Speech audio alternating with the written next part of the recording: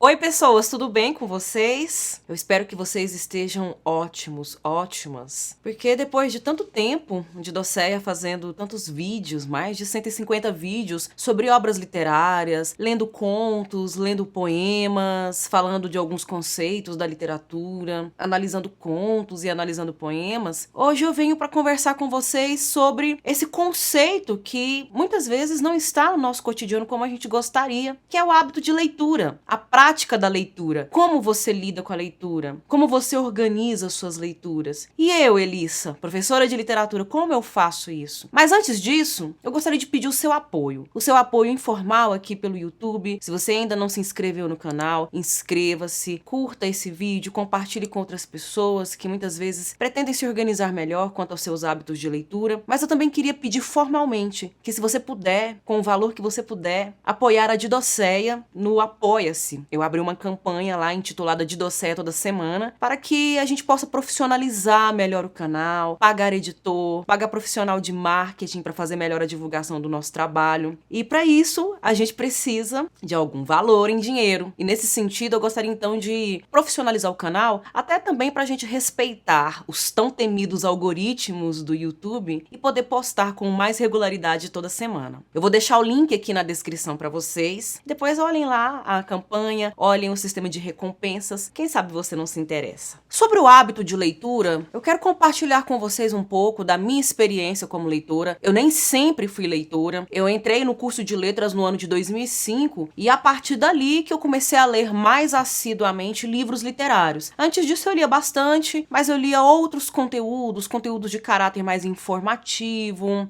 certos conteúdos de teor mais objetivo que chamasse menos atenção da fantasia, da imaginação, como de fato acontece com a literatura. E aí a minha vida se transformou quando eu entrei no curso de letras, mas dentro de uma rotina muito pesada que todo mundo tem, todo mundo acaba tendo, todo mundo precisa trabalhar, todo mundo precisa acordar cedo, todo mundo precisa cumprir prazos. No final das contas acaba sendo muito complicado encaixar o hábito de leitura dentro de uma rotina em que você tem muitas demandas, principalmente se você não trabalha com leitura. Eu, no meu caso, sou professora, trabalho com leitura, mas muitas dessas leituras envolvem muito mais o cotidiano, o trabalho diário, e muitas vezes a leitura por deleite acaba ficando no segundo plano se eu não organizo melhor a minha vida, se eu não organizo melhor o meu tempo. Mas eu quero comentar um pouco sobre o hábito de leitura também numa perspectiva reflexiva. E a minha reflexão, na verdade, não parte do nada, não é uma simples reflexão que eu elaborei sozinha, mas com base em diversas leituras. Mas quem eu quero trazer hoje aqui para vocês é o escritor francês Daniel Pennac, marroquino. Ele nasceu no Marrocos, mas se naturalizou francês, e este livro aqui é intitulado Como um Romance. O Daniel Pennac é um sujeito que hoje, atualmente, ele trabalha com pedagogia, ele trabalha com formação de leitura, ensina crianças, adolescentes, jovens a ler, trabalha com literatura, com linguagem, além de ser também um escritor. Ele não é só um ensaísta, como também é um romancista, é autor de obras de ficção também, mas nem sempre foi assim na vida do Daniel Pennac. Então é nesse sentido que eu quero chamar a atenção para uma reflexão. O Daniel Pennac, na sua infância e na sua juventude, afirma, ele admite que nem sempre foi um bom aluno, nem sempre foi um menino muito assíduo, muito esforçado, muito dedicado, tinha desempenho até um pouco mais precário, o desempenho dele não era dos melhores na escola, não era muito afeito a estudar, a ler, Ele se considera como um aluno meio lerdo, ele diz assim, em alguns textos de caráter autobiográfico. Então, ele não nasce com a predisposição, com o talento para a leitura. E isso significa, para você que está me vendo agora e que às vezes tem um pouco de dificuldade de pensar em como criar um hábito, uma rotina de leitura, isso significa que qualquer pessoa pode simplesmente colocar a leitura dentro da sua vida como algo que é corriqueiro, algo que faz parte da semana, dos dias, dos meses, e aí quando chega no final do ano você leu 1, 2, 5, 10, 12 livros. Isso é muito possível, desde que se transforme transforme tudo isso num hábito. Este livro, como um romance, foi publicado no ano de 1992. Então é um livro, nós estamos em 2022, é um livro que já tem 30 anos de idade. Esse livro equivale a uma pessoa adulta. Isso significa, em alguma medida, que muitas das coisas que ele traz aqui talvez estejam anacrônicas em relação ao nosso tempo. E de fato, a gente percebe isso. Ao fazer a leitura desse texto, a gente percebe que tem muita coisa que já não corresponde mais ao nosso tempo. Mas tem algo que faz dessa obra extremamente atual, que é a preocupação de fato, não só de pais e professores, mas do próprio adolescente, da própria criança, com a sua formação leitora, com um sentimento de inaptidão, porque a gente vive realmente uma rotina tão cheia de distrações que em muitos momentos é muito fácil a gente cair no engano de se sentir inapto ou inapta para a leitura. Este livro, inclusive, tornou-se na década de 90 e no início dos anos 2000, ele tornou-se na França um dos livros mais vendidos. Aliás, o Daniel Pennac faz muito isso. Muitos dos livros que ele publica acaba virando best-sellers, porque ele tem uma linguagem muito leve, tem um tom mais descontraído, tem até um certo tom meio divertido, parece que é alguém conversando com você. E nesse livro aqui, ele meio que cria uma narrativa. O livro é dividido em 3 partes. Na primeira parte, ele meio que cria uma narrativa para falar um pouco da viagem, da jornada do aprendiz, do alquimista, né? E quem é o alquimista que a que ele se refere? É o leitor. O leitor, assim como o autor, a autora, é capaz de transformar palavras em um ouro de fantasia, em um ouro da imaginação, a partir do processo de leitura. Assim como um poeta, uma poeta também tem esse poder alquímico de dar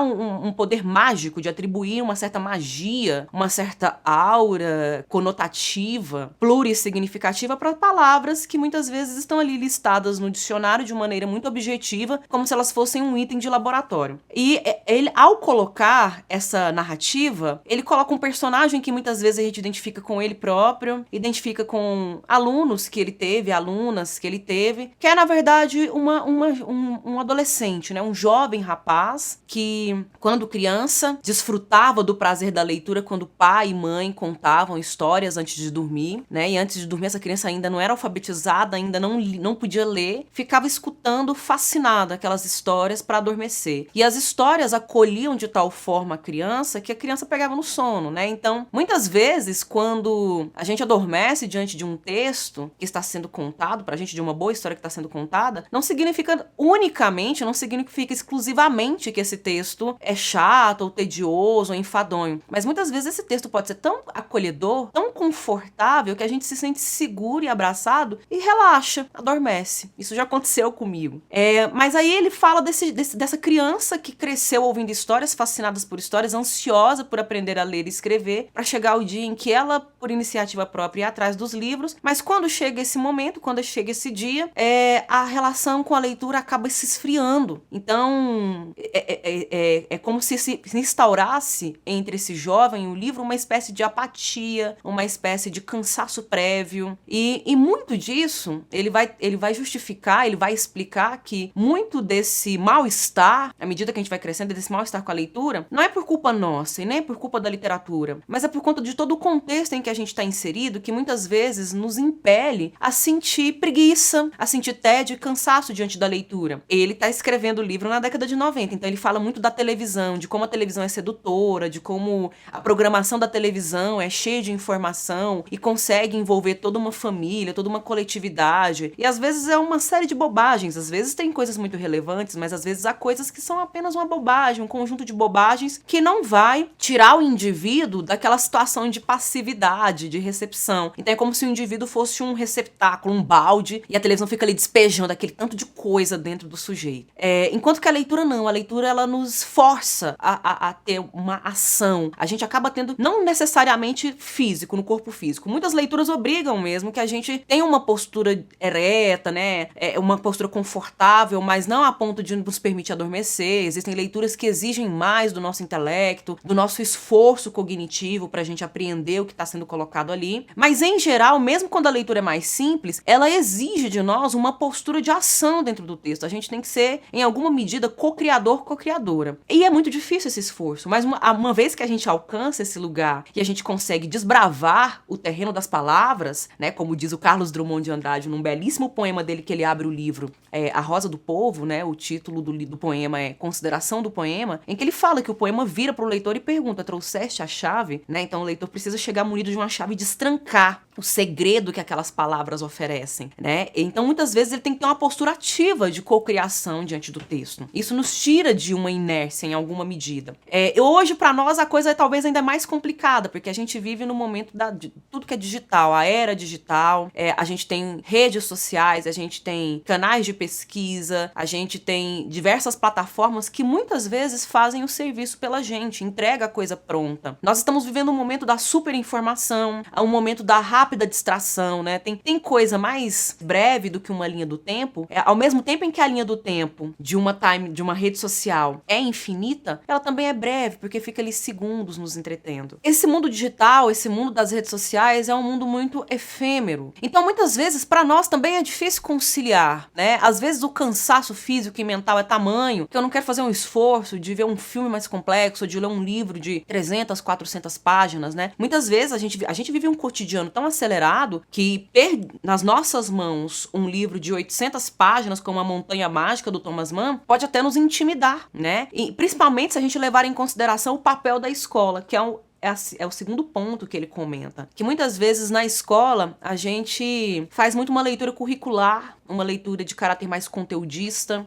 uma leitura para cumprir fichas de leituras, catalogar essas fichas de leituras, fazer prova, fazer avaliação, fazer atividade e talvez aquele objetivo, aquela finalidade, uma das primeiras da leitura, de que é mesmo provocar fruição, permitir ao leitor, à leitora que mergulhe e viva, sinta com todos os sentidos o universo de leitura, muitas vezes precisa só cumprir o protocolo, cumprir um prazo, né, de fazer um determinado resumo, fazer um fichamento, fazer algum tipo de atividade, comprovar para o professor, para a professora que leu. E nesse sentido também, às vezes, a gente acaba tendo aí um obstáculo mesmo diante do hábito de leitura, porque a leitura torna-se uma obrigação e não um direito. E aí, nesse sentido, eu gostaria de comentar um pouco, porque no final do livro ele traz uma seção maravilhosa, que eu acho que ela talvez é a da qual eu mais me aproprio, né? E eu tomo para mim essa listinha que ele faz para viver o dia a dia. Quero colocar aqui para vocês que são elementos dos quais vocês podem se apropriar também, né? Ele vai falar dos direitos imprescritíveis do leitor, né? São 10 direitos que o leitor tem e que esses direitos não podem ser usurpados, e eu acredito que faz todo sentido. E o primeiro deles talvez seja o mais importante, que é o direito de não ler, porque uma vez que a leitura vira uma imposição, né? Você tem que ler, você é obrigado a ler. Você não pode deixar de ler. Isso deixa de ser um direito e torna-se um dever. E aí a relação com a leitura torna-se outra. E quando a gente está falando de formação de leitor, formação de leitora, a gente está falando de criança, adolescente, do jovem leitor, da jovem leitora, isso é importante ser levado em consideração. Porque, afinal de contas, apesar de ser realmente uma coisa fundamental para a formação, descer assim goela abaixo retira do hábito de leitura um dos algos mais fascinantes, que é o prazer de ler, o prazer da leitura, que é algo que é impagável quando a gente encontra de fato. Então, o primeiro direito é o de não ler. O segundo é o direito de pular páginas. Eu não gosto muito de fazer isso, dependendo da leitura. Eu costumo, dependendo da obra, quando me envolvo, eu fico catando pedaços de capítulos à frente, que eu meio que quero antecipar, fico ansiosa, quero antecipar elementos da história, mas há obras em que isso não funciona definitivamente, né? Então, eu fico presa naquela rede e aí eu sou obrigada a avançar, não porque alguém está impondo isso pra mim, mas é porque eu tenho necessidade de decifrar, de desvendar aquele universo, e aí eu fico ávida, eu fico sedenta e vou atrás, e é só mais uma página, e aí nessa de só mais uma página, vão 30, vão 40 páginas, e quando eu vejo já é 1h30 da manhã, 2 horas e preciso acordar 5h30, 6 horas para ir trabalhar. Mas isso é muito prazeroso, isso é um grande deleite, né? Porque, de fato, acordo cedo cansada, mas acordo com a sensação de que tem alguém me esperando. E quem é esse alguém? É o livro, é aquele universo cheio de personagens, né? Isso não acontece com todos os livros, obviamente, né, gente? Nós precisamos levar em consideração que existem livros e livros e que existem gostos e gostos. Existem obras que são fundamentais para a história da literatura, mas o fato delas serem importantes e eu precisar lê-las para estudá-las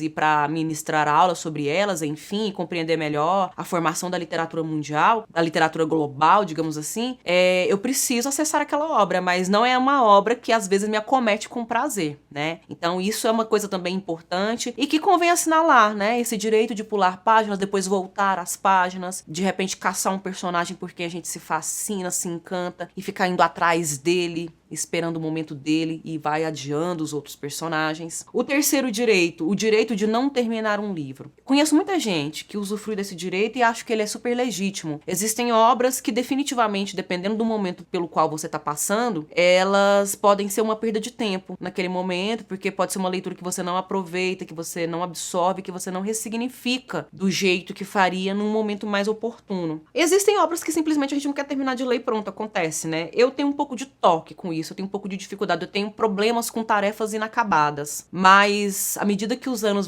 vão passando pra mim, eu tenho percebido que é um direito que eu tenho que estar ali garantido e que em algum momento, se eu precisar, eu vou usufruir dele. O quarto direito, que é o do qual eu mais usufruo, eu adoro usufruir desse direito, é o direito de reler. Às vezes eu tenho uma pilha de obras, de textos pra ler e que são urgentes, são pra semana que vem, são pra algum tipo de atividade, algum tipo de rotina que eu preciso cumprir, algum tipo de compromisso que eu estabeleci, mas eu deixo pra última hora. E aquele tempo flexível que eu tenho, eu acabo mergulhando num livro que eu revisito, né? Que eu já conheço, é o meu amigo, é um grande amigo de outras paragens, de outros tempos, e eu quero reencontrá-lo. E às vezes eu preciso tanto que eu preciso fazer isso, que eu faço isso. Eu me permito, eu me dou esse luxo. O quinto direito é o direito de ler qualquer coisa. Nós sabemos, né, que existem literaturas e existem literaturas, existem livros e existem livros. Existem obras literárias que, de fato, têm um poder de ativar a nossa cognição, o nosso intelecto, de maneira mais desafiadora do que outras obras. Mas o hábito de leitura, a gente consegue alcançá-lo lendo. E muitas vezes, dependendo da faixa etária do indivíduo, do gosto, do hábito de leitura, da familiaridade que tem com essa prática, às vezes ele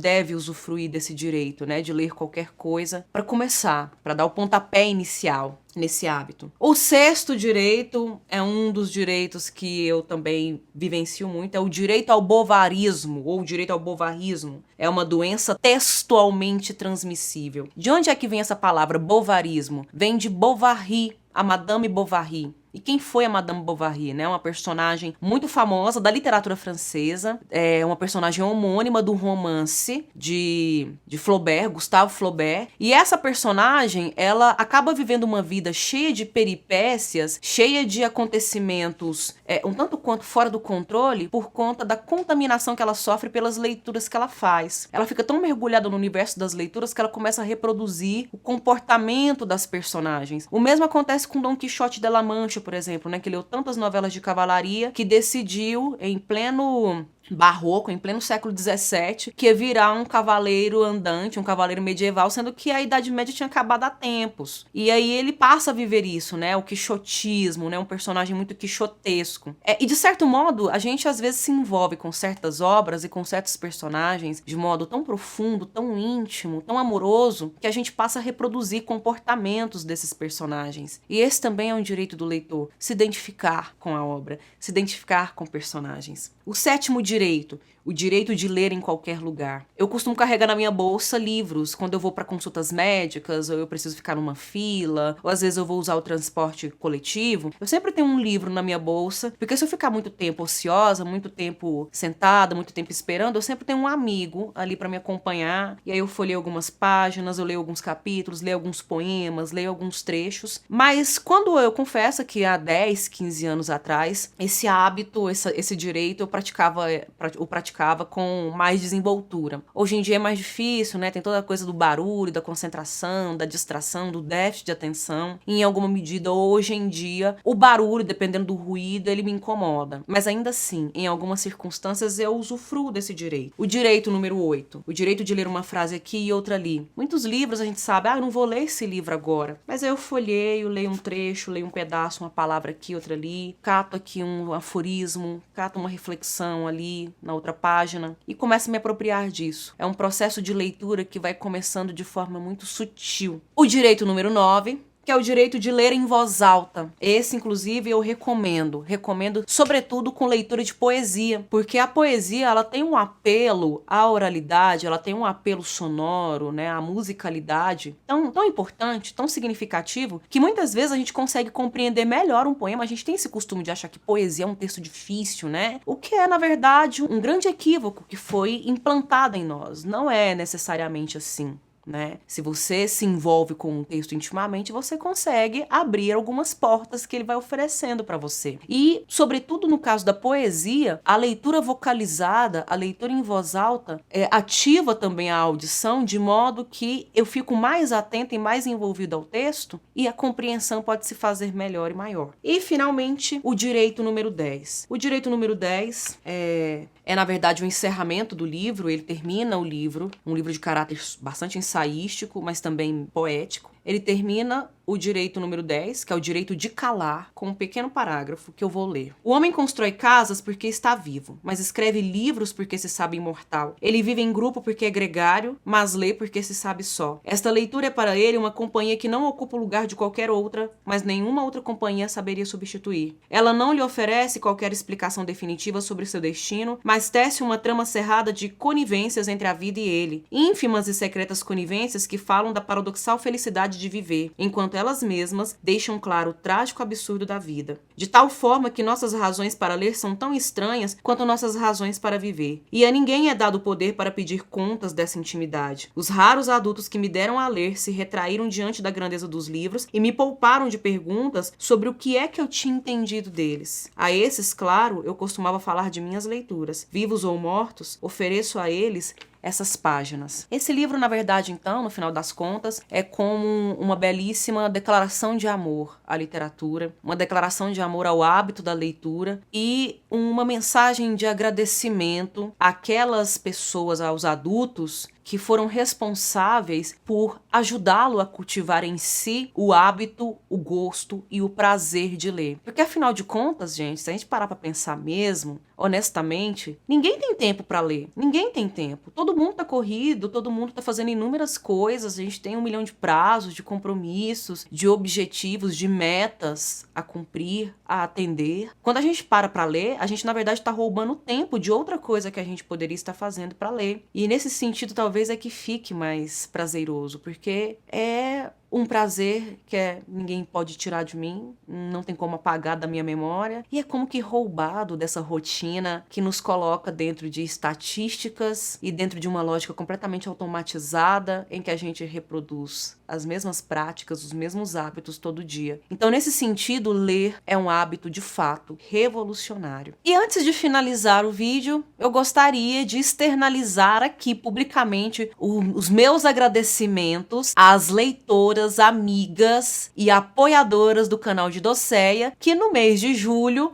estão participando, né? Se inscreveram na campanha do Apoia-se de Docéia toda semana para incentivar o nosso trabalho. São elas: Kelly Cristina Fonseca, Tamis Rates de Melo, Luana França e Luísa de Assis Vieira. Obrigada, meninas! E para você que tá me vendo aqui falar agora, quer ter o seu nome também mencionado aqui como um grande amigo, uma grande amiga da Didocéia, do canal Didocéia, acesse o link na descrição, acesse a campanha da Didocéia no Apoia-se e venha apoiar por mais literatura nesse Brasil nosso. Se você gostou desse vídeo, compartilhe. Se você gostaria de praticar melhor o hábito de leitura, vivenciar melhor isso, recomende esse vídeo para outras pessoas e vá trocando figurinhas. Deixe aqui também nos comentários quais são os seus hábitos de leitura, quais são os direitos que vocês consideram imprescindíveis a você como leitora, como leitor. Eu agradeço a atenção de vocês, eu vou ficando por aqui. Até a próxima.